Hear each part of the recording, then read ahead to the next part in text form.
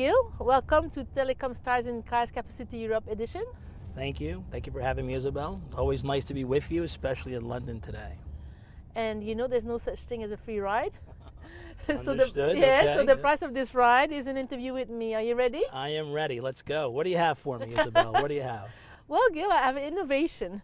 Okay. You know, there's a lot of innovation in our industry and we always need more innovation.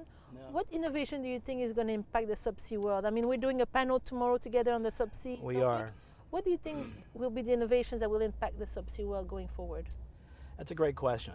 I would break it down in three categories. I think the people, the assets, and the architecture. So first, people. We all know that people love this industry and tend to stay for a very long time. But I think in the last few months, we've seen a lot of changes, a lot of leadership changes. So I think it's fascinating to see some of the folks that were C-level folks on the infrastructure carrier side go to the OTTs. We've seen some leadership changes now within some of the big carriers and how they view the world. And with those leadership changes, you've seen, lots of innovation in terms of organizations. I think it's fascinating that Colt is now a global company with Lumen's assets in Europe. I think it's fascinating to see repurposed assets from Centurion picking up the assets of Lumen in Latin America. I think people are moving and changing this industry. And the young people, huh? We People, talk a lot about the young people. Yeah, they have to buckle up, right? Because the older folks are making these changes and looking for succession planning.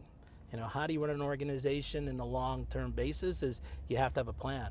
So as these C-level folks are making their moves, you need another generation of folks that are ready, capable, and trained to take those leadership roles. Okay, so people, number one.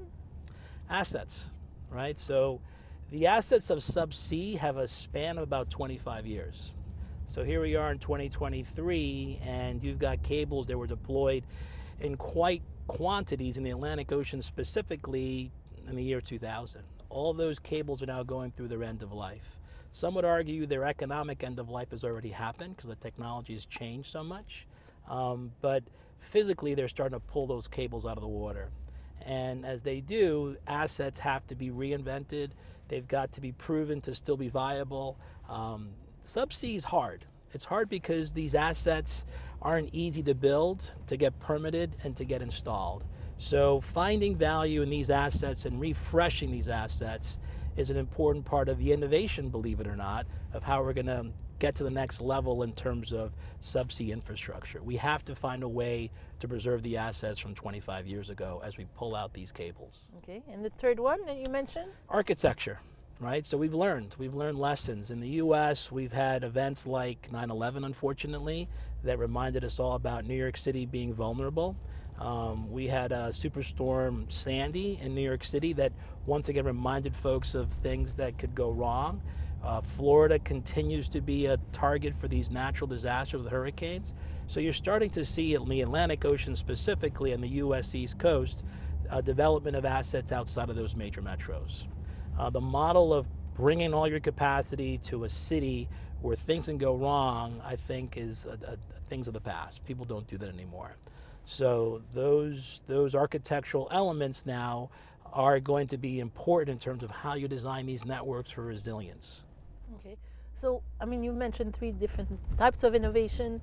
The customer demand is evolving, new technologies. How can subsea companies remain relevant and at the leading edge, considering all of these challenges?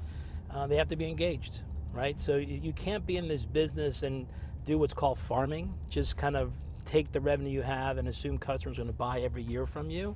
You got to go through a reinvention cycle and call it 18 months, 24 months.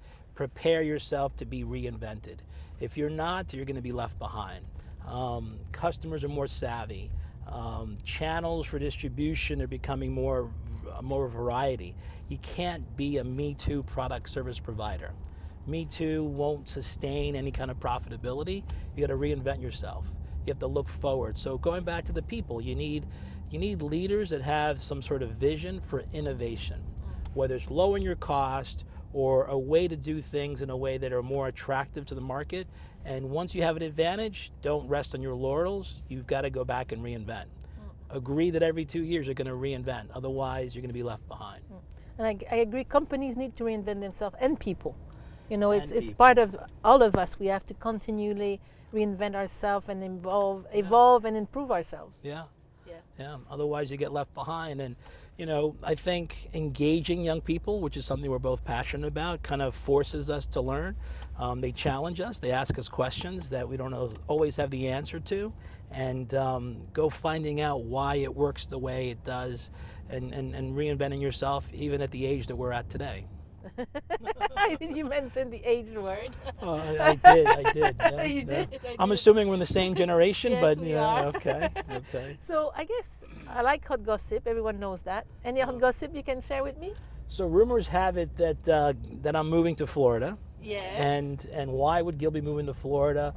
NJFX is in New Jersey. I'll leave it at that. My move to Florida and NJFX, there could be some changes on the horizon that could be interesting for NJFX and for Gil Santaliz.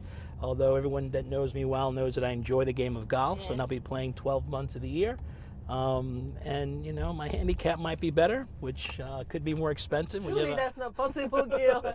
I started late in life. I didn't play till I was 30, so I'm still enjoying and learning the game and trying to find ways to improve. But yes, I am moving to Florida. I'll be living in Florida starting in December, and that's no longer a rumor, that's true. But as part of that move, you know, I'm always trying to find creative new ways to reinvent. And I think being in Florida might give me a different perspective on how to reinvent NJFX. Right. So I think our next interview, Gil, will be on the golf course in Florida, and then you can give us more detail about this gossip that we'll be developing, I think, in the next few months. I think we can try and make that work. Cool. Looking forward to it, Gil. As always, a real pleasure. You know, you're one of my favorite victims. You know that already. And I know that you're passionate about the young people. We are. Thank you very much for encouraging the young people and everything that we do to bring more young people to the industry. It's needed, right? We get young people to help us grow and see vision, but we have to make sure we listen as well and have them help us figure out how to make our next move more effective. Thank you so much, Gil. My pleasure. Have a great conference. Thank you. Everyone, thank you for watching, and until my next Telecom Stars and Cars interview.